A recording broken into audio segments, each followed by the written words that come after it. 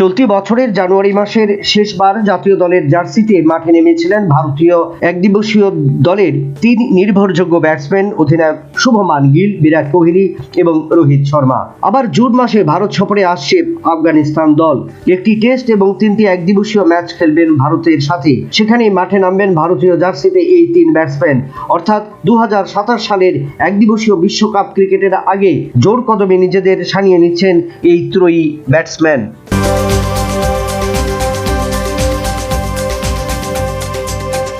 টি-20 বিশ্বকাপের সেমিফাইনালে পৌঁছে গেছে ভারতীয় দল। এরই মাঝে ভারতীয় দলের পেস বোলারদের বিশেষ প্রশিক্ষণে নিয়োগ করা হলো নতুন কোচ। প্রাক্তন ক্রিকেটার জাহির খানকে নিয়োগ করেছে বিসিসিআই। এতদিন এই দায়িত্বে ছিলেন ট্রু কুলি।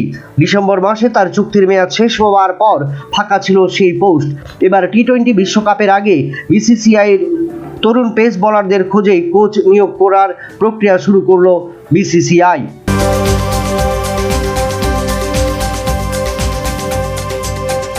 নানা বিতর্কের পর টি-20 বিশ্বকাপ ক্রিকেটে অংশ নিয়েছিল পাকিস্তান।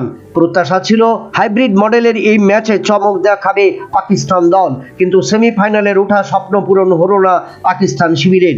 গ্রুপ পর্বে ভারতের কাছে পরাজিত হবার পর রাউন্ড রবিন লিগেও পরাজিত হয়েছে পাকিস্তান। বিশ্বকাপ ক্রিকেটের থেকে ছিটকে গিয়েছে দল। এবার বিশ্বকাপ ক্রিকেটে অংশগ্রহণকারী সমস্ত পাকিস্তানি ক্রিকেটার যারা দলকে সেমিফাইনালে পৌঁছাতে পারেননি তাদের জন্য 50 লক্ষ টাকা জরিমানা করল পাকিস্তান ক্রিকেট বোর্ড। এই শাস্তির পর পাকিস্তান ক্রিকেট মহলে শুরু হয়েছে নানা বিতর্ক। Bureau report, news vanguard.